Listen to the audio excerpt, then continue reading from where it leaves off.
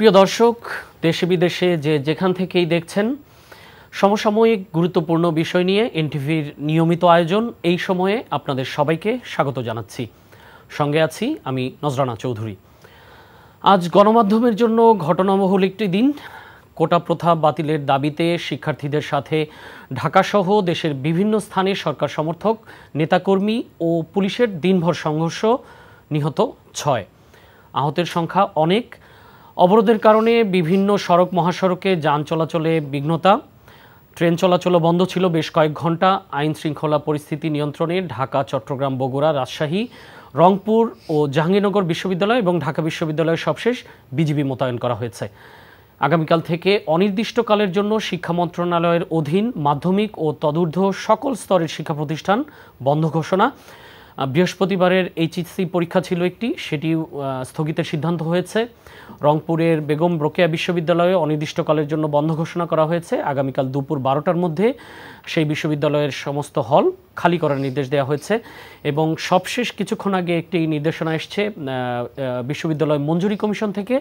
সেখান থেকেও নির্দেশনা এসছে যে দেশের সমস্ত পাবলিক এবং প্রাইভেট বিশ্ববিদ্যালয় এবং medical college, textile, engineering university সবগুলো বন্ধ করার জন্য সংশ্লিষ্ট প্রতিষ্ঠানগুলোকে পরামর্শ দেওয়া হয়েছে বা সুপারিশ করা হয়েছে। এবং সবশেষে আমরা ঢাকা বিশ্ববিদ্যালয় থেকে যেটি জেনেছি যে আগামীকাল সকাল 10টার সময় সিন্ডিকেট মিটিং হবে। সেই মিটিংয়ে সিদ্ধান্ত হবে তারা বিশ্ববিদ্যালয় বন্ধ রাখবেন না খোলা রাখবেন সেই বিষয়ে। তো আমরা এইসব বিষয় নিয়ে আলোচনা করার জন্য আমাদের স্টুডিওতে দুজন অতিথি আছেন। তারা হলেন বাংলাদেশ জাতীয়তাবাদী দল বিএনপির চেয়ারপারসনের উপদেষ্টা হাবিবুর রহমান হাবিব, তিনি সাবেক ছাত্রনেতা। এবং আরেকজন অতিথি আছেন ব্যারিস্টার প্রশান্ত ভূষণ বড়ুয়া, বাংলাদেশ ছাত্রলীগের সাবেক সহসভাপতি। তো আপনাদের দুজনকেই আমি স্বাগত জানাচ্ছি এনটিভির স্টুডিওতে। তো আপনারা তো নিশ্চয়ই জানেন যে আজকে সারাদিন কি পরিস্থিতি গেল। তো আমি শুরুতেই হাবিবুর রহমান হাবিবের কাছে যাচ্ছি। আপনার বর্ণাঢ্য ছাত্র রাজনীতির ক্যারিয়ার, তো আপনার কাছে জানতে চাচ্ছি যে এই সংঘর্ষের যে ঘটনাটা ঘটলো গত দুদিনে, তো এটি কি কোনোভাবে এড়ানো যেত কিনা, দুই পক্ষেরই পার্সপেক্টিভ থেকে জানতে চাচ্ছি। আপনাকে ধন্যবাদ। আপনার মাধ্যমে এনটিভি সম্মানিত দর্শক শ্রোতা, দেশে দেশে বাইরে থেকে যারা দেখছেন তাদেরকে আমার সশ্রদ্ধ সালাম। আমার সহ আলোচক আমার অত্যন্ত স্নেহভাজন ব্যারিস্টার প্রশান্ত বড়ুয়াকে শুভেচ্ছা। আমি সর্বপ্রথম যে 6টা তরুণ প্রাণ আজকে নিহত হয়েছেন তাদের আত্মার প্রতি আমি সম্মান প্রদর্শন করছি, আত্মার মাগফিরাত কামনা করছি এবং সেই পরিবারগুলির প্রতি সমবেদনা জ্ঞাপন করছি। পাশাপাশি এই ঘটনার সাথে যারা জড়িত তাদেরকে আইনের আওতায় নিয়ে এসে যথোপযুক্ত শাস্তির বিধান দেওয়ার জন্য এবং যারা ঘটনার সাথে জড়িত তাদের অবিলম্বে গ্রেপ্তার করার দাবি জানিয়ে আমি আমার বক্তব্য শুরু করছি। আপনার প্রশ্নের উত্তরে এই ঘটনাটা তো সৃষ্টি হওয়ার কথা না। তার কারণ আপনারা জানেন, আমরা সবাই জানি 2018 সালে দেশের ছাত্ররা সেদিন কোটা সংস্কারের দাবি জানিয়েছিল, কোটা বাতিলের দাবি করেনি তারা। অথচ সেদিন পার্লামেন্টে দাঁড়িয়ে প্রধানমন্ত্রী কোটা বাতিল করে দিলেন। বাতিল উনি করতে পারেন না। আমি চেয়েছিলাম কোটা সংস্কার, আমি তো বাতিল চাইনি, উনি বাতিল করে দিলেন। এখন উনি সাংবাদিক সম্মেলনের মধ্যে দিয়ে উনি নিজেই বলেছেন আমি রাগ করে বিরক্ত হয়ে। তাহলে এটা উনি শপথ ভঙ্গ করছেন। এখানে আমাদের সংবিধান মোতাবেক আপনি যখনই কোনো দায়িত্বে থাকবেন তখন রাগ অনুরাগের বশবর্তী হয়ে আপনি কোনো কিছু করবেন না। কিন্তু বাংলাদেশের প্রধানমন্ত্রীর মতো এত বড় একটা পদ, সরকার প্রধান হয়ে রাগের বশবর্তী হয়ে, অনুরাগের বশবর্তী হয়ে উনি বাতিল করে দিলেন কোটা।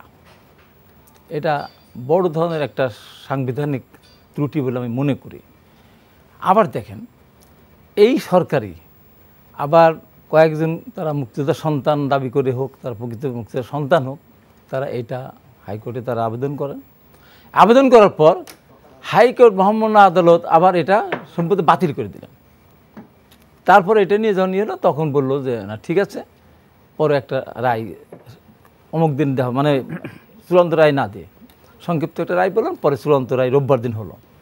সেখানে 4 সপ্তাহের জন্য এটা স্থগিত করা হয়েছে, মানে বাতিল যে হয়েছে সে স্থগিত, মানে আগের অবস্থা ফিরে আসে। জি, এবার আসেন, তাহলে কেন আন্দোলন? আন্দোলনটা এই কারণেই, বর্তমান সরকারকে এদেশের ছাত্র সমাজ বিশ্বাস করে না, এদেশের মানুষ বিশ্বাস করে না, যেহেতু এরা নির্বাচিত সরকার না, একেবারে অন্যায়ভাবে একতরফা নির্বাচনে নিজের গঠনতন্ত্র তারা নিজেরাই ভঙ্গ করেছে। গঠনতন্ত্র তো আছে, একজন নমিনেশন পাবে, অন্যরা কাজ করবে তার পক্ষে, না করে তাদের বিরুদ্ধে ব্যবস্থা গ্রহণ করা হবে। কেউ যদি স্বতন্ত্র দাঁড়ায় তাহলে তাকে বহিষ্কার করা হবে দল থেকে। অথচ এবার 2024 সালের 7ই জানুয়ারি নির্বাচন হলো, সরকারের পক্ষে থেকে বলতে স্বতন্ত্র দাঁড়াও, যেটা হতে পারে না, তার গঠনতন্ত্র সংশোধন না করে কথা বলতে পারে না, একতরফা একটা নির্বাচন করার মধ্যে দিয়ে এটা করলো গেল। এরপরে আপনি আসেন, প্রধানমন্ত্রী, ছাত্ররা কিন্তু আপনার আন্দোলন করছে, তারা চূড়ান্ত, তারা কতখানি সম্মান দেখাচ্ছে যে তারা নির্বাহী আদেশে তাদের এটাকে কনফার্ম করার জন্য তারা বলছে। তার মানে তারা সরকারের প্রতি তাদের বিশ্বাস কতখানি, যে কোর্টে তারা বিশ্বাস করছে না কিন্তু সরকারকে বিশ্বাস করতেছে। তারা এই জন্য বলে যে নির্বাহী এর পক্ষ থেকে আমাদেরকে সান্ত্বনা দেওয়া হোক বা আমাদেরকে আশ্বস্ত করা হোক, সেটা করলেন না, না করে সেটা আন্দোলনে আসে না। কিন্তু কোর্টের একটা যেহেতু বিচারাধীন বিষয়, এটা কি নির্বাহী বিভাগ কি এটার উপরে কি আদেশ দিতে পারেন? এইবার আপনি আসেন, বিচারাধীন বিষয় ছিল তো তত্ত্বাবধায়ক সরকার, বিচারাধীন বিষয় ছিল না। সংক্ষিপ্ত রায় বলেছিল না যে আরও দুটি নির্বাচন হতে পারে।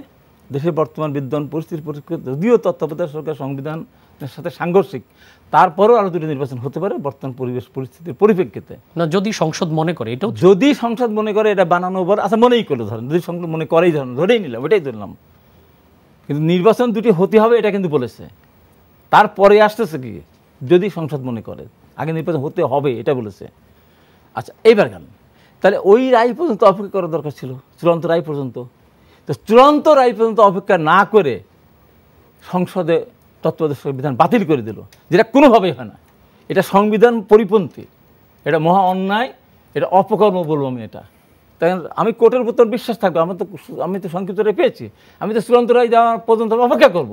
কেন সংসদ সেদিন তত্ত্বাবধায়ক সংবিধান বাতিল করলো, যেটা কোনোভাবে হতে আমি আজও মনে করি এই জন্য বাতিল হয়নি। এবার আপনি আসেন, তো সেদিন আপনি বাতিল করলেন, এত বড় একটা ঘটনা, 173 দিন হরতাল করে, আমি সেই হরতালের সাথে ছিলাম। হরতাল করে স্কুল কলেজ বন্ধ করে দেওয়া হয়েছে, মানে জ্বালিয়ে দেওয়া হয়েছে, নির্বাচন হতে দেওয়া হয়নি, যা করে দেয়। 173 দিন হরতাল মানে যাতা ব্যাপার, হাজার হাজার কোটি টাকার সম্পদ নষ্ট হয়েছে, সম্পদ ক্ষতিগ্রস্ত হয়েছে।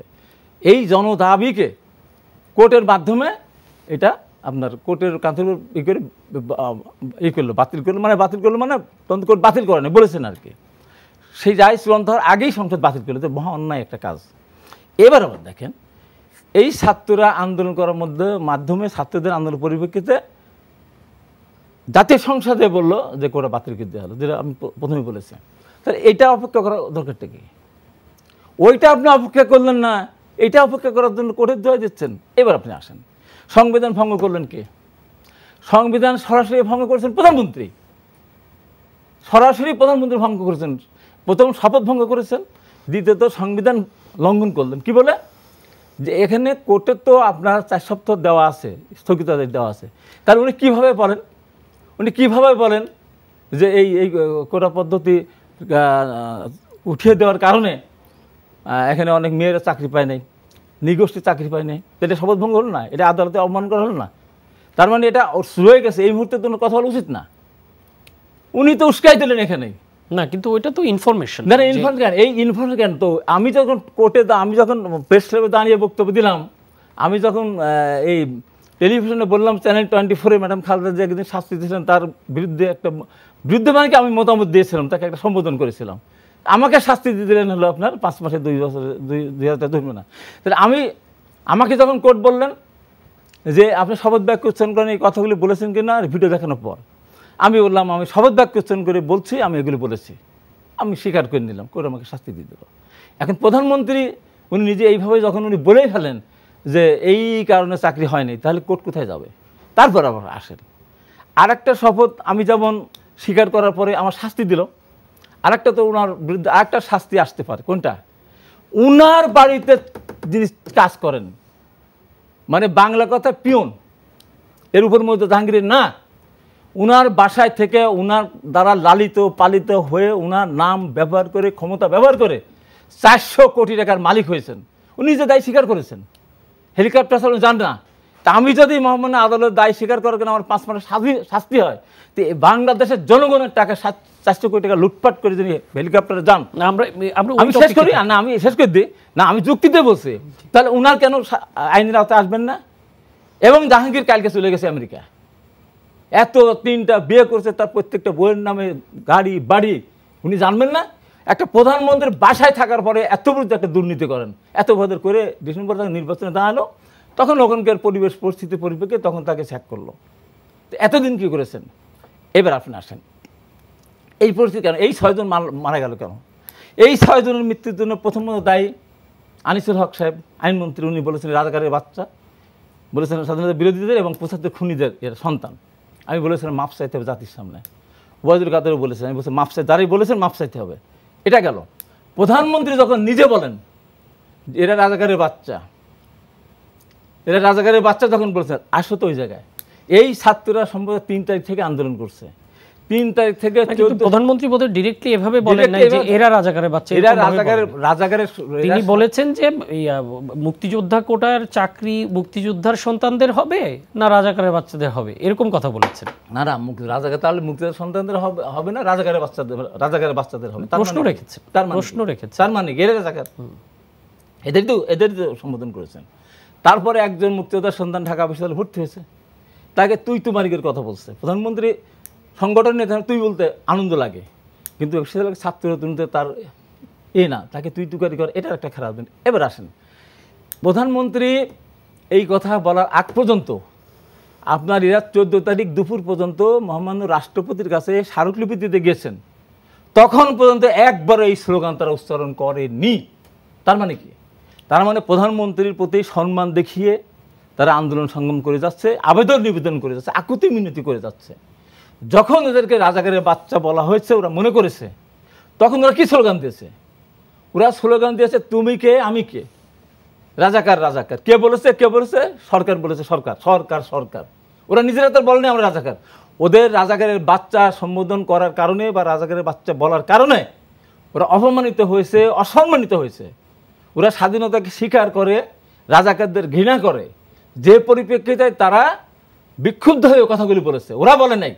অথচ এইটাকে কেন্দ্র করে যাদের রাজপথে কোনো রকমের কোনোদিন যাদের সম্পৃক্ত ছিল না, আপনার মন্ত্রী কি বলে, তথ্য প্রতিমন্ত্রী, উনি বলে ফেললেন রাজাকারের বাচ্চাদের দাবি মানা হবে না, এই যে স্লোগান দিলেন। তারপরে হাসান মাহমুদ সাহেব বললেন, আমি আজকে বলতে চাই, বাংলাদেশের মানুষের কাছে আমি বলতে চাই, আজকে এই যে লক্ষ লক্ষ কোটি কোটি ছেলের কণ্ঠে তুমি কে আমি কে, রাজাকার এই শব্দটি যার জন্য উচ্চারিত হয়েছে, তার বিরুদ্ধে বাংলাদেশের জনগণকে রুখে দাঁড়াতে হবে। এই স্বাধীনতাকে, এই মুক্তিযোদ্ধাকে অসম্মান করার ক্ষমতা কারণ নাই। কারণে এই কথাটা না বলে লক্ষ কোটি কণ্ঠ আজকে এই জিনিসটা উচ্চারিত হতো না। এবার আপনি আসেন, আমরা একটু পরে আবার আপনার কাছে ফিরবো।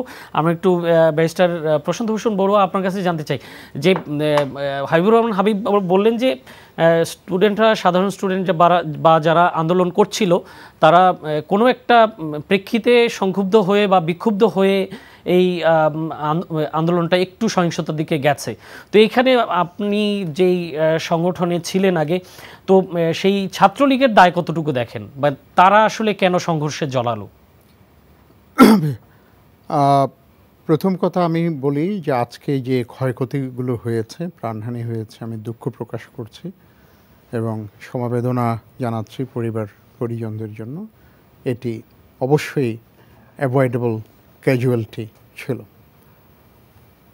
তারপর আরেকটা বিষয়ে শুরু করতে চাই, অনেক ভুল তথ্য এখানে মানুষ শুনেছেন।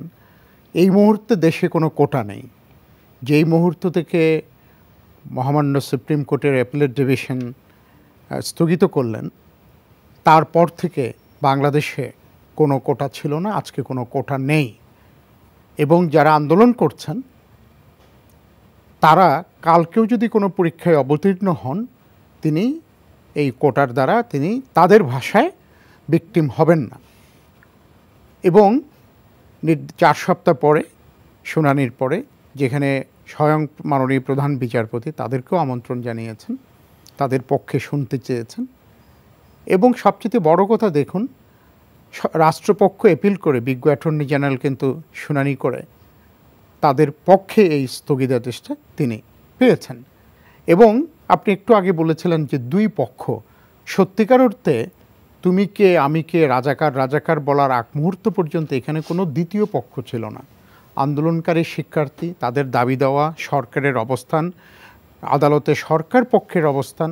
আমরা যারা টকশোতে কথা বলেছি দলের পক্ষ থেকে, আমরা এমপ্যাথেটিক ছিলাম যে হ্যাঁ ওনারা ছাত্রলীগও বোধহয় মধুর ক্যান্টিনে প্রেস কনফারেন্স করে বলেছিল যে তাদের ন্যায্য, তারা প্রেস কনফারেন্স করে তারা এটিও বলেছেন যে আমরা এটির একটা ন্যায্য সমাধান চাই, অন্তর্ভুক্তিমূলক। আপনি খেয়াল করে দেখবেন, I must be thankful to Chhatra League, তারা এই কথাটিই বলেছেন যে আমরা একটা ইনক্লুসিভ সমাধান চাই। কেন এটি বলেছেন? 97 সালে 99 সালে বিকারনেসে স্কুলের নবম দশম শ্রেণীর ছাত্রীদের প্রাপ্ত গড় নম্বর ছিল 70 থেকে 90।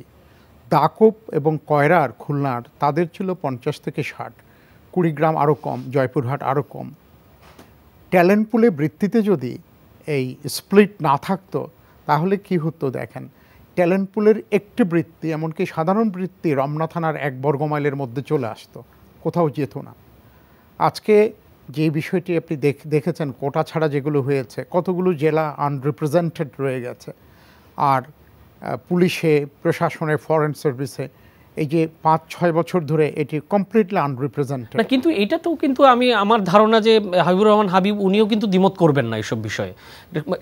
আপনি নিজেও শুরুতে বলেছেন যে আমরা কেউই দ্বিমত করছি না। উনি শুধু দ্বিমত করেননি আমার শ্রদ্ধেয় হাবিব ভাই, এই বিষয়ে বলবার জন্য উল্টো উনি প্রধানমন্ত্রীর বিরুদ্ধে সংবিধান লঙ্ঘনের অভিযোগ এনেছেন, যদিও এটি সঠিক নয় আইনগত কোনোভাবেই।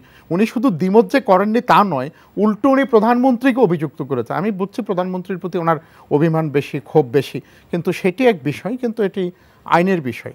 উল্টো করেছেন মাননীয় প্রধানমন্ত্রী। আমাদের সংবিধানে আপনি দেখবেন যে বারবার বলা আসছে যে যারা একটু অনগ্রসর গোষ্ঠী, শুধু অনগ্রসর না, এটা হয় কি, ধরেন 10 জন আমরা হাঁটছি, 2 জনের পা একটু জন্মগতভাবে ভালো নয়, একটু খুঁড়িয়ে হাঁটছেন, আরেকজন পায়ে হয়তো আঘাত পেয়েছেন, মুক্তিযুদ্ধের সময় পায়ে একটা শেল পড়েছে, তাকে একটা হুইল চেয়ার এগিয়ে দেওয়া যাতে কিছুটা সময় তিনি হুইল চেয়ারে করে যেতে পারেন। আমরা হয় না এয়ারপোর্টে যারা যেতে পারি এরকম, তাহলে কিন্তু যারা স্বাভাবিক যাত্রী আমরা, আর যিনি হুইল চেয়ারে করে যাচ্ছেন, আমরা সাধারণ যাত্রীরা কেউ কিন্তু বলিনি যে ওনাকে কেন হুইল চেয়ার করে ধরে ধরে নিয়ে যাচ্ছেন।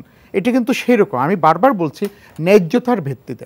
কিন্তু লক্ষ্য করবেন, হলোকাস্ট ডিনায়াল বলে একটি আইন আছে পৃথিবীর বহু দেশে। যদি হলোকাস্ট ডিনাই করা হয় এটি ফৌজদারি অপরাধ। আমার আজকে মনে হয়, দেখুন, যেই মুক্তিযোদ্ধারা আত্মোৎসর্গ করেছেন তাদের সাথে পাকিস্তানিদের এবং তাদের দালাল আলবদর রাজাকারদের কোনো কিন্তু জমি জমা নিয়ে কোনো বিরোধ ছিল না, ঠেলাঠেলি ছিল না, মামলা মোকদ্দমা ছিল না, বিরোধ ছিল বাংলাদেশকে নিয়ে। এবং এই বাংলাদেশ তারা চেয়েছেন, এই রাজাকাররা চায়নি। এবং বাংলাদেশটা চাওয়ার কারণে তাদেরকে পরিবার থেকে বিচ্ছিন্ন হয়ে দিনের পর দিন আত্মত্যাগ স্বীকার করতে হয়েছে, প্রাণ দিতে হয়েছে। এবং দেখবেন খুব আইরনিক, কিন্তু এই রাজাকাররা কিন্তু অনেকে পূর্ণ জীবন পেয়েছেন, 80-85 বছর। আর মুক্তিযোদ্ধারা যারা বাংলাদেশের জন্য লড়াই করেছেন, কে 21 বছরে লেফটেন্যান্ট আশফাকের মতো, 25 বছরে মেজর নাজমুলের মতো, তারা কিন্তু পুরো জীবনটা পানও নেই। They didn't have any chance to enjoy the life. রাজাকাররা পেয়েছেন, যেহেতু 15ই আগস্ট হতে পেরেছিল। আপনি খেয়াল করে দেখবেন পৃথিবীর কোথাও আজকে প্রথম বিশ্বযুদ্ধ, দ্বিতীয় বিশ্বযুদ্ধ তো বটেই, প্রথম বিশ্বযুদ্ধের যারা সৈনিক, শুধু ব্রিটিশ সৈনিক না, তখন কমনওয়েলথভুক্ত যারা সৈনিক, তাদেরকেও অন্যরকম শ্রদ্ধা জানানো হয়। কিন্তু আপনি যেটি নিয়ে কথা বলছেন যে শ্রদ্ধা জানাবি, সেটি নিয়ে তো বাংলাদেশে আসলে কথা হয়েছে। আমি এই জায়গাটাতে কানেক্ট করছি। একসময় বিবিএ নিয়ে বলতো, বিএনপি আমলে, বঙ্গবন্ধু নিয়ে বলতো না।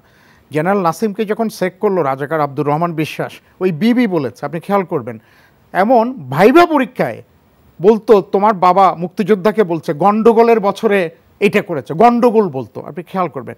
এবং আপনি একটা জিনিস খুব লক্ষ্য করবেন, মুক্তিযোদ্ধাদের যারা সন্তান, ওই পুরো সময়টাই 3 দশক মুক্তিযুদ্ধ বিরোধী শক্তি ক্ষমতায় ছিল, তাদের ওই সময়ে চাকরি হয় নাই। ছোট্ট একটা উদাহরণ দিই, কর্নেল সাফায়েত জামিল, বিখ্যাত মুক্তিযোদ্ধা, 46 ব্রিগেড কমান্ডার, তার ছেলের চাকরি হয়নি। এরকম আরও অনেক আছে। মানে মুক্তিযোদ্ধা শুনলে অপাঙ্ক্তেয়, অচ্যুত। সুতরাং এই 52 বছর থেকে আপনাকে এই 3 দশক বাদ রাখতে হবে। খেয়াল রাখবেন, আমি কিন্তু বলছি যে কোটার ন্যায্যতা হতে পারে, আমি ওই বিতর্কে এখনই যাচ্ছি না, মেরিট ডিমেরিট আছে। কিন্তু যখন আপনি রাজাকার ঘোষণা করবেন, আমরা একটা আশঙ্কা করেছিলাম, আমরা বলেছি যে এই কোমলমতি শিক্ষার্থীদের একটি কাঁচা আবেগকে পুঁজি করে এখানে রটন অ্যাপল ঢুকে যেতে পারে, এবং সেটাই হয়েছে। আজকে লক্ষ্য করবেন তারা কিন্তু আন্দোলনটা হাইজ্যাক করে ফেলেছে এবং আন্দোলনের মেরিটটাও নষ্ট করেছে, সিম্প্যাথি নষ্ট করেছে।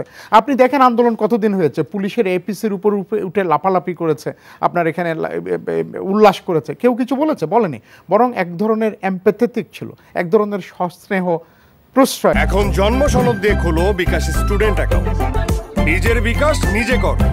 ব্যারিস্টার প্রশান্ত ভূষণ বড়ুয়ার কাছে ছিলাম, আপনি বলছিলেন যে যেই পরিস্থিতি তৈরি হয়েছে বা যেই ধরনের স্লোগান নিয়ে আপনাদের যে আপত্তিটা ছিল, সেই জায়গাটায় আসলে ছাত্রলীগ না, যে কেউ হলেই তাদেরকে প্রতিবাদ করা উচিত। তো কিন্তু এই যে প্রাণহানি হলো, এত আহত হলো, হ্যাঁ, ছাত্রলীগের সংগঠন হিসেবে একটু বদনামও হলো, গণমাধ্যমগুলোতে উঠে এসছে, সোশ্যাল মিডিয়াতেও দেখছি। তো সেই জায়গাটাই কি কোনোভাবে এটির কোনো অল্টারনেটিভ ছিল না? আজকে প্রথম আলোর রিপোর্ট থেকে বলি, প্রতিবেদক যে ওদের কোটার যে মিছিলটা টিএসসি থেকে হলপাড়ার দিকে গিয়েছে, প্রতীপ এটা অনুসরণ করেছেন। উনি পরিষ্কারভাবে লিখেছেন, প্রথমে বঙ্গবন্ধু হলে, পরে জিয়াউর রহমান হলে, পরে আপনার বিজয় ৭১-এ যারা মিছিল নিয়ে গেছেন তারা আক্রমণ করেছেন। প্রথমে হলে যারা ছিল তাদেরকে আক্রমণ ছাত্রলীগ করেনি, তারা আক্রান্ত ছিল। জসিমউদ্দিন হলের যুগ্ম সম্পাদক, ছেলেটা খেতে গেছে মোটরসাইকেল নিয়ে, বন্দুকে নিয়ে, ওকে বেধড়ক মেরে ওর মোটরসাইকেল পুড়িয়ে দিয়েছে। শহীদুল্লাহ হলের সভাপতি, তার রুম জ্বালিয়ে পুড়িয়ে ছারখার করে দিয়েছে। আপনি খেয়াল করবেন, আজকে কক্সবাজার জেলা আওয়ামী লীগ কার্যালয় সাথে জাসদ জাতীয় পার্টির কার্যালয় তছনছ করে ফেলেছে খালেদা নিজামের নামে স্লোগান দিয়ে মিছিল নিয়ে। ওখানে কিন্তু মারামারি হয়নি, পাল্টা মিছিলও ছিল না, একেবারে বিনা উস্কানিতে মিছিল নিয়ে এসে কার্যালয় আক্রমণ করেছে এবং মাত্র ১০-১২ জন অপেক্ষা করছিল। ওখানে কক্সবাজার সরকারি কলেজ ছাত্রলীগের যে কনভেনার, তাকে কুপিয়ে রক্তাক্ত করেছে। পাশে যে মসজিদ ছিল ওজুখানা ভেঙে ফেলেছে। আপনি খেয়াল করবেন যে এটাই আমরা আশঙ্কা করছিলাম যে কোমল প্রাণ একটা জনপ্রিয় একটি দাবিকে সামনে রেখে বিএনপি জামাত নিজে যে মানুষের সমর্থনটি পায়নি, তাদের ডাকে তো দুইজনও আসে না, কর্মীরাও আসে না। এই উপজেলা নির্বাচনে আপনি দেখেছেন তো, বিএনপি সুপ্রিমোর কথা স্বয়ং বিএনপি তৃণমূল শোনে নাই।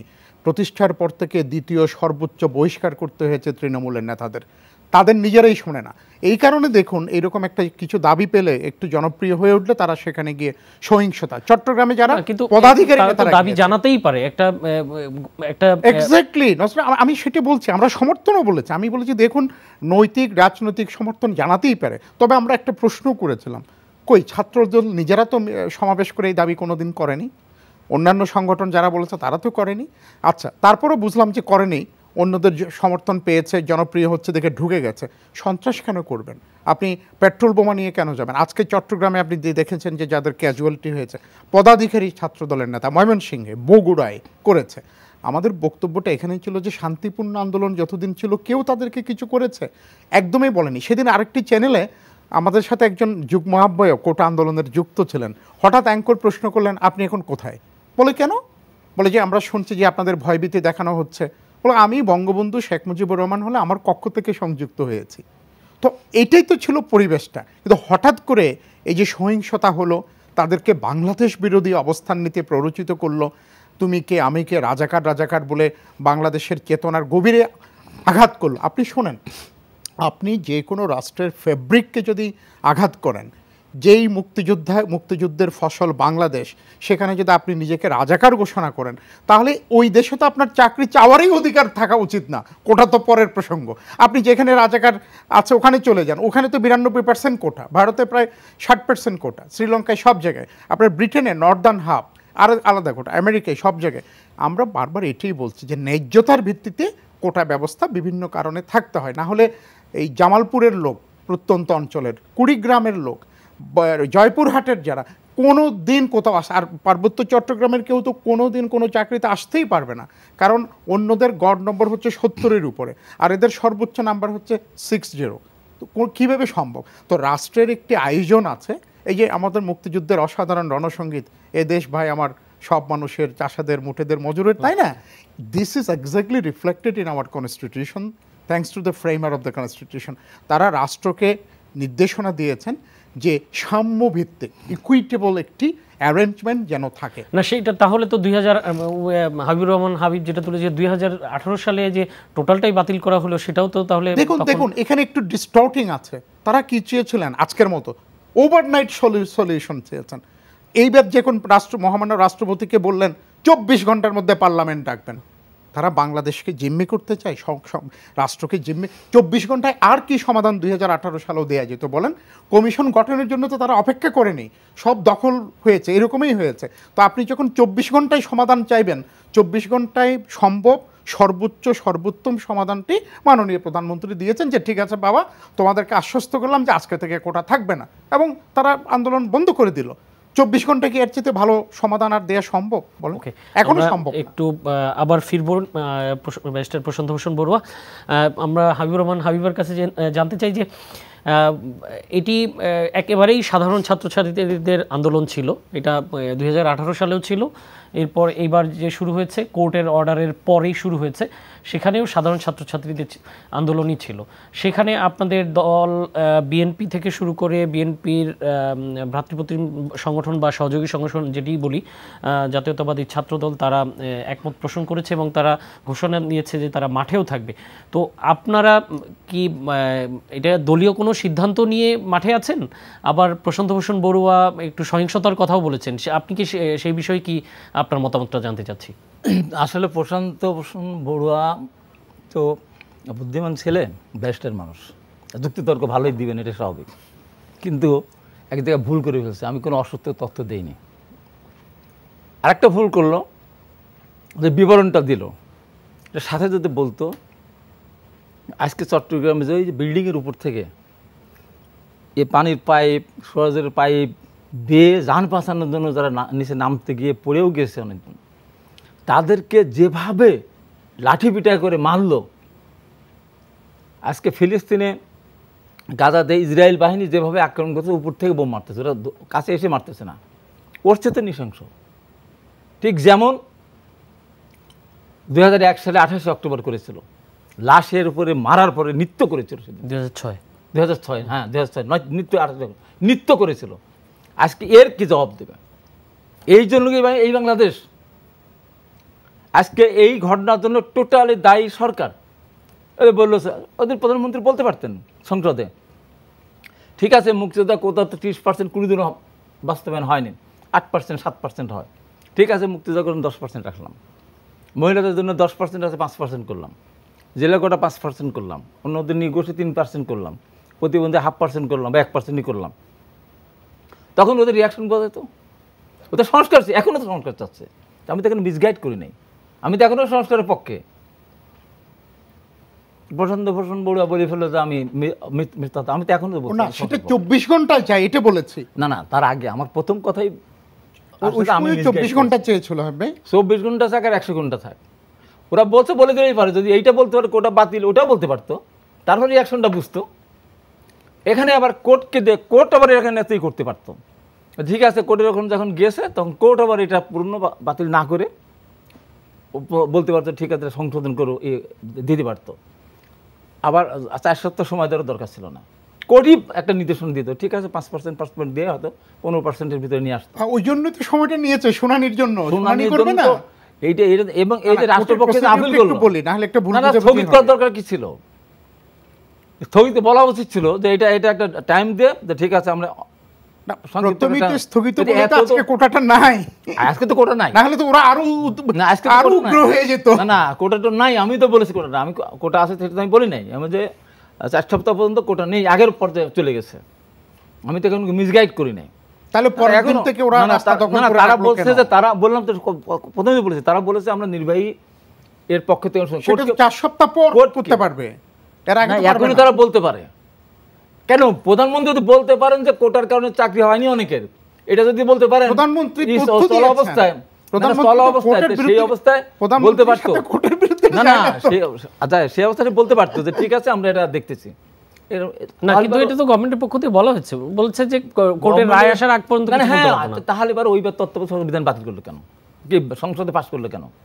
অপেক্ষা করতে এই পর্যন্ত আপনি যুক্তিতে আসেন। একবার আপনি যাবেন সংসদে পাশ করাবেন, ওইটার সাথে এটা মিলান কেন? ওইদিকে হাবিব ভাই মানা করছেন সংক্ষিপ্ত রায় নিয়ে কেন অ্যাকশনে গেল, আর এইদিকে বলছে রায় ছাড়া অ্যাকশনে যাবে। না না, উল্টা হয়ে গেল না? না না, উল্টা হবে কেন? কেন সংসদ গেল কেন? ওইবার গেল কেন? না না, ওই সময় বললেন যে না না, ওইবার রায় নিয়ে কেন সংসদ অ্যাকশনে গেল, পার্লামেন্টের অ্যাকশনে, আর এখানে বলছেন সংক্ষিপ্ত রায়ে দরকার নাই, এর আগেই সরকার তুমি অ্যাকশনে যাও। না তা বলি না, ওই যে বললেন যে 4 সপ্তাহ অপেক্ষা কেন করবে? আমি বলি না তো, আমি ওইটা বলি না, আমি বলছি যে এটা সরকার পক্ষে তো বলতে পারতো, ঠিক আছে কোর্টে শেষ হোক, তার মানে দেখবো আসলে তো করলেই তো হতো। গেল আজকে চিটাগাংয়ের দৃশ্য, যে কোনো মানুষ যত বড় সে শয়তানও যদি হয়, তার চোখ দিয়ে ধর করে পানি পড়বে। আমি দেখে আমি নিজেকে সামাল দিতে পারি না। জীবন বাঁচানোর জন্য পাইপ বেবে নামতে ধপ করে পড়ে, সেখানে যে লাঠি পেটা করতেছে, এটা মানুষ? এটা মানুষ বলবো আমি? এই যে ঢাকা বিশ্ববিদ্যালয় যে কথাটা বলা হচ্ছে, এই যে হলে আক্রমণ করে নাই, ওরা গিয়েছে ওদের কাছে, ওরা মিছিল নিয়ে গেছে, এই যে লাঠি পেটা করলো, রে ঢাকা বিশ্ববিদ্যালয়ের ছাত্রছাত্রীদেরকে যেভাবে বহিরাগতদের দিয়ে, আজকে ছাত্রলীগের প্রেসিডেন্টের বক্তব্যে আসছে অমুক থানা তারা বলছে তারা আহত হয়েছে, তারা এই হয়েছে, তাদের বিরুদ্ধে এটা হয়েছে। লজ্জায় মরে যায়। ঢাকা বিশ্ববিদ্যালয়ের ছাত্রীদেরকে যেভাবে পিটিয়েছে, এদের শাস্তি কি হওয়া উচিত? এদের কি শাস্তি হওয়া উচিত? ওরা কোনো বহিরাগত নিয়ে আসে নাই, এবং মেরেছে ছাত্রলীগ। তাহলে আমি তো দেখলাম না ছাত্রলীগ দৌড়িয়ে পালাচ্ছে। ওকে, ছাত্রদল মাঠে থাকবে ঘোষণা দিয়েছে, তাহলে তারা কি করবে? আমি বলি ছাত্রদল তো নাই। আমাদের বিএনপি সবচেয়ে বাংলাদেশের বড় জনপ্রিয় দল, এখন সবচেয়ে বড় দল, সেই দলের আমাদের সন্তানরা নাই? তারা তাদের দাবি নিয়ে মাঠে যেতে পারে না? হয়তো তার পদও থাকতে পারে, তারপরেও আমরা সাংগঠনিকভাবে আমাদের দল যাই নাই। আমাদের ছাত্র সংগঠন আজকে তারা সাংগঠনিকভাবে করেছে এবং ধরা পড়তো। এখন বলছে যে আগামীকাল থেকে তারা বিক্ষোভ করবে সব জায়গায়। আজকে করেছে পার্টি অফিস সামনে, তারা এখন ক্যাম্পাসে তারা বিক্ষোভ দিয়েছে। এবং আমি এটা বলছি যে বলছে কি, এই স্লোগান উচ্চারণ বাংলাদেশের মাটিতে একদিন কিন্তু বিচার হবে। আমি বলতেছি কেন রাজাকার আমি কে তুমি কে রাজাকার বিচার আজকেই হওয়া উচিত। কোটি মানুষের সময় কেন আজকেই হওয়া উচিত কণ্ঠে আসলো। এই আসলো তার কারণটা কি? এই যার যে কারণে এসেছে তাদের বিচার হবে। যারা দিয়েছে তারা না, তারা তো বলছে না আমরা রাজাকার। কে বলেছে? সরকার বলেছে। সরকার তারা তো বলে নাই ওরাই করেছে রাজাকার। আমরা রাজাকার শুনেন, আপনাদের এখানে বাজাই দেখতে বারবার আমি শুনছি, আমি একটু চ্যানেলে আমি বারবার শুনছি তুমি কে আমি কে রাজাকার। কে বলেছে? সরকার। এটা 2.5 ঘন্টা পরে বিএনপি চালান করে দিয়েছে এই স্লোগান, ওই টেক্সট মেসেজ দিয়ে। আমি চিনি যারা স্লোগান নিয়েছে তাদের টেক্সট মেসেজ চেক করুন, কারা কারা ওদেরকে স্লোগান লিখে দিয়েছে দেখেন। এবং ওই যে তুমি নয় আমি নও, যেটা এটা ঠিক 1 থেকে 1.5 ঘন্টা পরে দিয়েছে। এটা ওদের ভয়েস দেখুন, টেক্সট মেসেজ দেখুন। ওরা এত কম মেধাবী না, ওদের দাবি তো অন্যায্য দাবি। আজকে আমি বলবো আমি তো মুক্তিযোদ্ধা, আমি হাজার ভুয়া মুক্তিযোদ্ধা তৈরি করেছে সরকার। 84,000 সালে আমরা কি করব? তখন কত ছিল? এখন কমছে, তারছে 84,000 বিএনপি কমছে কিনা? এবং সবকটা কোর্টে যায়, কমছে। এবং আমি বলি এই যে মুক্তিযোদ্ধা বানিয়ে তাদের সন্তানদের চাকরি দিল 3 জন 4 জন। আমরা যখন মুক্তিযুদ্ধে গেছি বেশি আসবে কিনা তার হিসাব ছিল না। লাস্টে যখন কেউ ক্যাম্পে আমাদের পরে হ্যাক ট্রেনিং পাঠানোর আগে আমরা দেশের ভিতরে করার পরে ওখানে গেছি, বলে দিল দেশে যাও, যুদ্ধ শুরু হবে, কিন্তু অংশগ্রহণ করো। আমরা কিন্তু ভেবেছিলাম মুক্তিযুদ্ধে যাচ্ছি ফিরে আসবো, আমরা ভেবেছিলাম আমি চাকরি করব, আমি ভেবেছিলাম আমার সন্তান চাকরি পাবে, সেই জন্য আমি চাচ্ছি। ভাবি নাই আমি আমার নাতিপুতি কেন আসবে এখানে, কেন আমি মুক্তিযুদ্ধ, আমি একদম মুক্তিযুদ্ধ হয়ে তো ভাবেন না যে 15 আগস্ট হবে 3 দশক চাকরি পাবে না মুক্তিযোদ্ধারা। নাতিপুতি কেন দশক বঞ্চিত ছিল, সেই জন্য এবার আপনি আসেন করা বিষয়। 1991 সালে বিএনপি ক্ষমতা এসেছিল, তখন কি কোটা উঠে গেছিল? না, জবাব দেন। 2001 সালে বিএনপি ক্ষমতা, ম্যাডাম বিএনপি যদি তখন কোটা না বলেন, এখন কেন কোটার বিরুদ্ধে বলছেন? বিএনপি তো বলে নাই, বিএনপি তো কোটার বিরুদ্ধে বলে নাই। আজকে ফখরুল আজকে বলছে প্রত্যেকদিন বলে না, সবশেষ সরকার পক্ষে কথা। তাহলে আরে ভাই আমার একটা কথা বলতে দাও। আমার কথা হলো 91 সাল থেকে 96 সাল পর্যন্ত বিএনপি ক্ষমতায় ছিল, তখন কোটা উঠায় নাই। 2001 সাল থেকে ক্ষমতায় ছিল, তখন কোটা উঠায় নাই। কারণ তখন মুক্তিযোদ্ধাদের চাকরি দিতেই হতো না। কি বলে এগুলি অবান্তর কথা। এবং বিএনপির কাছে শহীদ রাষ্ট্রপতি জিয়া রহমানকে ঋণী থাকা দরকার। এই দেশের স্বাধীনতা পুরস্কার প্রবর্তন করছে শহীদ রাষ্ট্রপতি জিয়া রহমান, এবং শর্ষিনের পীরকে দিয়েছে চিহ্নিত রাজাকারকে। কথার ভিতরে কথা বলে তো হবে না, একটু মনে করে দিচ্ছি। মনে আমি জানি। তারপরে আমি পদক কাকে দিয়েছে সেটা বলছি না, অবশ্যই মুক্তিযোদ্ধাদেরকে দিয়েছে। তারপরে এদেশের 21 পদক পতন করেছে, জিয়াউর রহমান বাংলা লিখতে পারে না, পড়তে পারে না, বিরারোহণ করছে। আর মুক্তিযোদ্ধাদের কথা বলে, আরে কথা যদি বারে বারে বললে তো হবে না ভাই। মানুষ তো তোমাকে খারাপ বলছে, বাংলা বলতে পারে না, মানুষ কিন্তু তোমাকে খুবই খারাপ বলছে। আমার মতো সিনিয়র লোকের সাথে তুমি যে বিতর্কে জড়াচ্ছ খামা খায় না, আমি আপনাকে তুমি না এইভাবে বাধা দিচ্ছ বারবার। এবং বেগম খালেদা মুক্তিতে ভাতা প্রবর্তন করেছে, এখন 20,000 টাকা হয়েছে, করেছে কে? বেগম খালেদা জিয়া।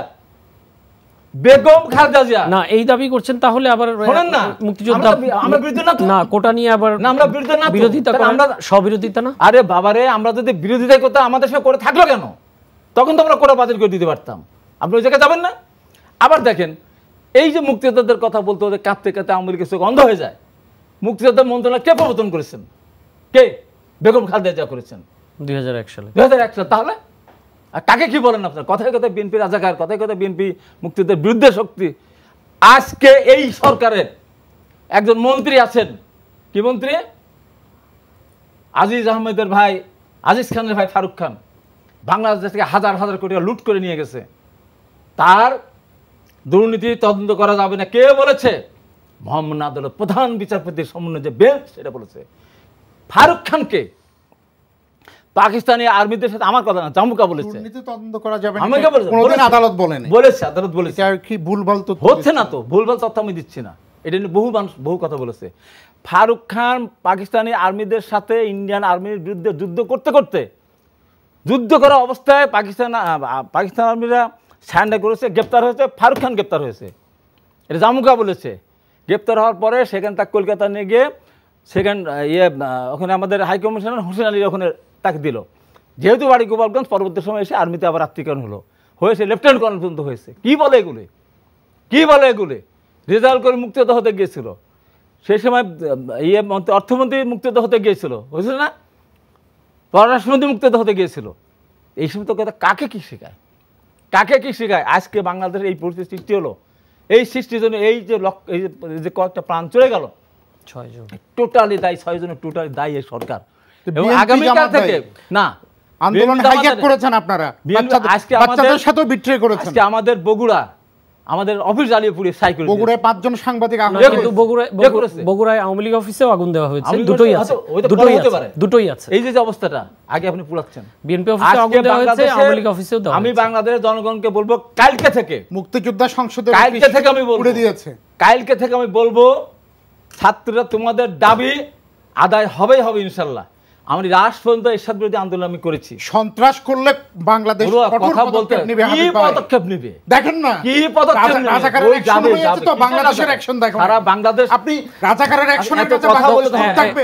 একটু আমার সাথে তোমার বিতর্কে কে সাজে কথাটা? তুমি তো, আমি তোমাকে প্রথমে মেধাবী বলে আমি তোমাকে সম্বোধন করেছি, তুমি আমার কথা শোনার পর তারপর তুমি কথা বলো।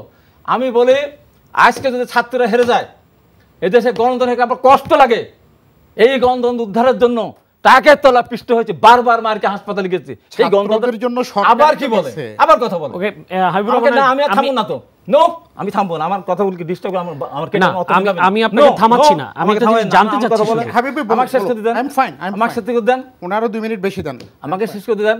আমরা এই জন্য টাকের তলায় পিষ্ট হয়নি, সেলিমদুল্লাহ, রাফুল প্রশ্ন, তাজুল ইসলাম, দেহাদ, ডাক্তার মিলন রক্ত দেয়নি। আজকে গণতন্ত্র কোথায়? এটা কি স্বাধীনতা?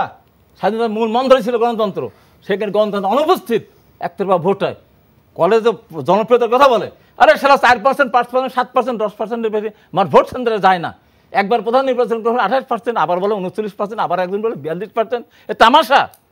উপজেলা নির্বাচন একই দলের 5, 6, 7 জন মহিলা ভাইস প্রেসিডেন্ট চেয়ারম্যান দান করা যায়, মানুষ 10% ভোট দিতে চায়, 15% ভোট দিতে চায়। হাবিবুর রহমান হাবিব, আমি একটা জিনিস একটু জানতে চাই, আমাদের সময় কম আসলে, যে এই যে ক্রাইসিসটা তৈরি হয়েছে, আজকে দেখলেন যে এতগুলো ক্যাজুয়ালিটিস হলো, আহত হয়েছে, নিহত হয়েছে, বিভিন্ন জায়গায় সহিংসতা হয়েছে, এবং নিউ মার্কেটে কিন্তু একটা ছোট হকারও মারা গেছে নিউ মার্কেট এরিয়ায়। তো তার এটার সাথে কোনো লেনাদেনা ছিল না। তো এইটা আমরা আসলে সমাধানটা কিভাবে পেতে পারি? সমাধান এখনই সরকারের কোর্টের মাধ্যমে হোক, যেভাবে হোক ঘোষণা দেওয়া উচিত, কোটা সংস্কার হবে। আর এই যে রাজাকার বলার কারণে যারা বলেছেন, সে যেই হোক না কেন, যত বড় পদে থাক না, তাকে নিঃশর্ত ক্ষমা চাইতে হবে। যেটা যেভাবে বলে ফেলেছে, ভুলবশত বলে ফেলেছে, অবশ্যই তা না পর্যন্ত ছাত্ররা ঘরে ফিরবে না। এবং আমি আপনাকে বলি যে দাবি পূরণ এবং সরি বলা, এবং এই যে আমার বসন্ত প্রথম বিশ্বযুদ্ধ, দ্বিতীয় বিশ্বযুদ্ধ যারা তখনই যারা বিরোধিতা করেছে, তারা এখনো তারা শাস্তির আওতায় পড়ে। বাংলাদেশে কি বাংলাদেশের তুলনা করলে হবে? বাংলাদেশে যা জাকার ছিল তার চেয়ে বেশি মানুষ মারা থেকে শুরু করে নারী শুরু করে তার চেয়ে বেশি করেছে পাকিস্তান আর্মি। আপনি পাকিস্তান আর্মিকে ছেড়ে দিয়েছেন, ওইটার সাথে মেলে না। আমি বলছি জঘন্য কাজ। স্বাধীনতা যুদ্ধের সময় পাকিস্তান আর্মি জঘন্য কাজ করেছে, স্বাধীনতা যুদ্ধ যারা বিরোধী করেছে তারাও জঘন্য কাজ করেছে। জঘন্য কাজে যারা সহযোগী ছিল তারা ভালো না? আমি তো বলছি আমরা একটু প্রশান্তভূষণ বড়ুয়ার কাছে যাব একটা বিষয়। সেজন্য আমি বলি যে এই যে আজকে নতুন করে তার এই যে বাংলাদেশের ভিতরে বাংলাদেশ দেশের অর্থনৈতিক অবস্থাকে ধ্বংস করে দিচ্ছে, চুরি করে দেশটা শেষ করেছে। আজকে $190 বিলিয়ন লোন 2009 সালে 12 সালে ছিল, আমরা 12 সালে ছিল মাত্র $20 বিলিয়ন। আমরা একটু আজকের বিষয়টাতে থাকতে চাই। আমরা একটু প্রশান্তভূষণ বড়ুয়ার কাছে একটা জিনিস জানতে চাই। আপনি আইনজীবী, তো এই যে 4 সপ্তাহ সময় দিয়েছে এবং 7 অগাস্ট সম্ভবত এইটার শুনানির দিন তারিখ ধার্য করা আছে, তো যেই পরিস্থিতি তৈরি হয়েছে কোর্টের অর্ডারের কারণেই কিন্তু সরকার আসলে কোনো কিছু সিদ্ধান্ত নিতে পারছে না। সরকার কি অ্যাটর্নি জেনারেলকে দিয়ে এই সময়টা এগিয়ে নিয়ে আসে এটার কোনো সলিউশন করা কি সম্ভব? আপনি বলছেন যে আদালতকে যেন চাপ দেওয়া হয়। চাপ না, অ্যাপিল সরকারের পক্ষ থেকে অ্যাপিল আদালত সিদ্ধান্ত দিয়েছেন, তারপর আর কি?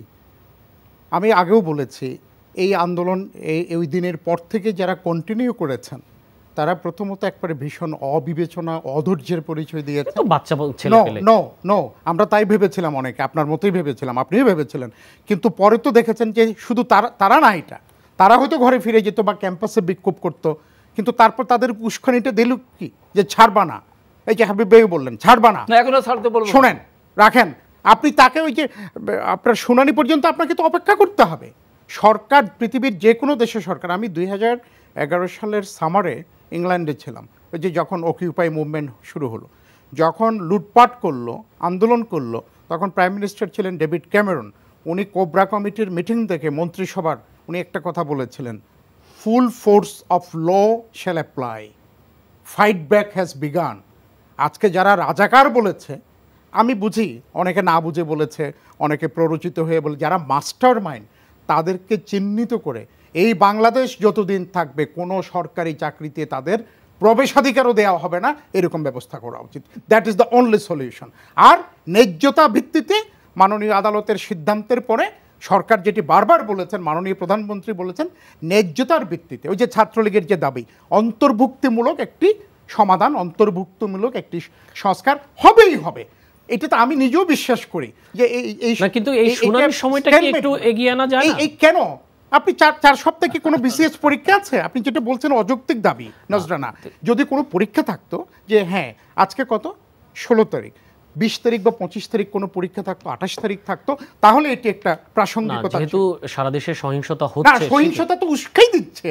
সাধারণ ছাত্ররা সহিংসতা করেছে বলে আমি বিশ্বাস করি না। আজকে কক্সবাজারের উদাহরণ দিলাম, সাধারণ ছাত্ররা মিছিল করে চলেও গেছে, তারপর খালেদা নিজামীর স্লোগান দিয়ে মিছিল নিয়ে এসে লাঠি সোটা ধারালো অস্ত্র নিয়ে এসে পার্টি অফিস আক্রমণ করেছে। শুধু আওয়ামী লীগের না, পাশে জাসদ, জাতীয় পার্টি এবং সন্নিহিত মসজিদ আক্রমণ করেছে, এবং মাত্র 10-12 জন ছেলে বসেছিল, ওদেরকে কুপিয়েছে, সব জায়গায় এটা করেছে। সেটা শুনেছি। কেন আপনি দেখেন, আমি বলেছি যদি 25 তারিখ কোনো পরীক্ষা থাকতো বিসিএস বা অন্য কোনো পরীক্ষা, কোটাতে এখন নাই, পরীক্ষা থাকলেও কিন্তু কোটা অ্যাপ্লাই হচ্ছে না, তাহলে কেন আগাতে হবে? কারণটা কি? কারণ থাকতো যদি কোনো পরীক্ষা থাকতো। এইটাই বারবার সরকার বলেছেন, মাননীয় প্রধানমন্ত্রী বলেছেন, এবং আমি দৃঢ়ভাবে বিশ্বাস করি এটি এখনও ন্যায্যতা ভিত্তিক একটি সমাধানের দিকে আগাবে। তবে আপনি যদি 24 ঘন্টা সময় দেন, ওভারনাইট রাষ্ট্রকে জিম্মি করেন, তখন কি হবে? ওই ওভারনাইট সলিউশন দিতে হবে। তখন তার কমিশন করতে তো 2 দিনে পারবে না, অনেক দিন লাগবে, এবং এক্সপার্টদের লাগবে, পরিসংখ্যান লাগবে, যাতে আবার পরের বছর আবার এই দাবি না উঠে। বুঝতে পেরেছেন? এইটাই তো আমি বলি, এই একজন ব্যারিস্টার মানুষ তো সে এই যে ব্যাখ্যাটা দিল, আরে আমি তো দেখলাম জেলখানা থেকে, আপনার জজ করে টাইম আছে 30 তারিখে, 30শে জুলাই, আমি এটা সেটা করে আমি ওটা আজকে হলো 17 তারিখ, আপনি 22 তারিখে নিয়ে আসলাম, 23 তারিখে নিয়ে আসলাম, হয়তো এটা মানে কেন কোনো পরীক্ষা আছে? পরীক্ষা না, মানে বিষয়টা কি আপনি বলেন কি কারণে আনতে হবে? না, এই যে দেশের সিচুয়েশন যেরকম হয়েছে সিচুয়েশন তোরা করেছে, ওরা করে সেটা যেটাই হোক, ওরা এক পয়সা সিচুয়েশন তোরা করেছে, কিন্তু সাধারণ আপনি মানুষ তো রাষ্ট্রকে জিম্মি আজকে করতে আপনি চান। শুনেন, সাধারণ মানুষ ভিক্টিমাইজড হচ্ছে। আপনার কাছে আমি যারা ভিক্টিমাইজ করছে তাকে আপনার কাছে আমি সহায়তা চাচ্ছি, শুনেন, ফোর্স ল অ্যাপ্লাই করেন, আপনার কাছে আমি সহায়তা তাহলে তো চাচ্ছি। কোর্ট কাছারি আপনি থাকবে আমাকে না, ডেকেছেন না, আদালত থাকবে না, পার্লামেন্ট আমাকে থাকবে আপনি ডেকেছেন না, আমি উপযাচক হয়ে আসছি, No. জোর করে আসছি, বলেন, বলেন। আমি জোর করে এখানে বসছি, No. তাহলে আমি যদি জোর করে না বসি, আমার কথার ভিতরে বারে বারে বলতেছে সে, না। আপনিই বলছেন, আমি একবারও বল নাই, যাই হোক, বলেন। একবারও আমি বল নাই। এই কথাটা এটা অসভ্যতা, কিছু ভুল তো বলেন। এটা অসভ্যতা। আমি আপনাকে কোন যতই হোক না হাবিবুর কেন, রহমান হাবিব বলতে বলেন, হবে। বলেন তার আপনি। সময় এসে বলো, আমার সময় কেন? বারে বারে বারে বারে কিন্তু আমি তাকে সম্মান দেখিয়ে আপনি কিন্তু বলতে চাই। 30 সেকেন্ডে আমি শেষ বলি, করবেন, আমাদের সময় শেষ। আমার সময় তো বারবার নিয়ে আমার তো বারবার আমাকে অন্যদিকে নিয়ে যাচ্ছে। যাই হোক, বলেন। আমি পরিষ্কার করে জি, বলতে আমি চাই, দুঃখিত এবং ক্ষমা প্রার্থী। আমি পরিষ্কার করে বলতে আপনি চাই। বলেন, আমি আর বলবো না। আমি পরিষ্কার করে বলতে চাই, যেহেতু 30% কোটা কোনোদিন পূরণ হয়নি, সরকার ঘোষণা দিলেই পারে, ঠিক আছে 5% করে দিলাম। না, আপনি একটু আগে বলেছেন যে কথা তাহলে প্রসঙ্গে এই যে আসলো, আমি তো মুক্তিযোদ্ধার নাতি নাতনিদের পক্ষে আমি না। আমরা 2 লক্ষ মুক্তিযোদ্ধা ছিলাম, তখন বাংলাদেশের মানুষ ছিল 7.5 কোটি, 18 কোটি দিকে আমি যাচ্ছি না, সংক্ষিপ্ত 7.5 কোটি মানুষের জন্য 40% আপনার কোটা, আর 2 লক্ষ মুক্তির জন্য 30% কোটা। এটা হয় কোনোদিন? কোনোদিন হয়েছে না, কিন্তু বাস্তবায়ন হচ্ছে। সেটা তো সরকার না, না, পক্ষ সরকার থেকেও রাখবে কেন সেটা? ইয়ে করছে না, তারা ডিনাই করছে না। বাবারে, কোথা থেকে কোথায়? সারা বাংলাদেশের মানুষ 7.5 কোটির জন্য 40% আর মুক্তিযোদ্ধার আপনার 2 লক্ষের জন্য 30%, এটা কোনোভাবে সম্ভব না পূরণ হওয়া। এটা অবাস্তব একটা সবচেয়ে জিনিস। বেশি মুক্তিযোদ্ধা খুন হয়েছে জিয়া রহমানের। অবাস্তব, তো আমরা আজকে আমাদের সময় শেষ। আমরা আমি একটা কথা বলবো, আহ্বান জানাবো, যে সমস্ত ভাইরা তাদের ন্যায্য দাবি আদায় করতে গিয়ে তাদের জীবন ধরে রক্ত ধরেছে, তারা মাঠে থাকবা। হ্যাঁ, নিজের জীবনে এটা আপনি বলেছেন, আগেও বলেছেন। তো আমরা আজকের মতো শেষ করছি। আপনাদের দুজনকেই ধন্যবাদ জানাচ্ছি। প্রিয় দর্শক, এই ছিল আজকের এই সময়ের আয়োজন। দেশে এখন ডেঙ্গুর প্রকোপ চলছে, এছাড়া ভাইরাসজনিত জ্বরে আক্রান্ত হওয়ারও খবর পাওয়া যাচ্ছে। এসব বিষয়ে সচেতন হওয়া এবং সর্বোপরি সব ক্ষেত্রে সাবধানতা অবলম্বন করার আহ্বান ও সবার সুস্থতা কামনা করে বিদায় নিচ্ছি। শুভরাত্রি।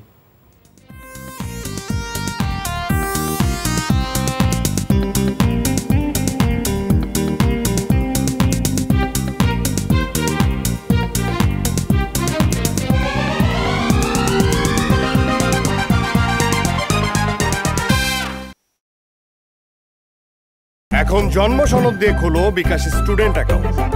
নিজের বিকাশ নিজে কর।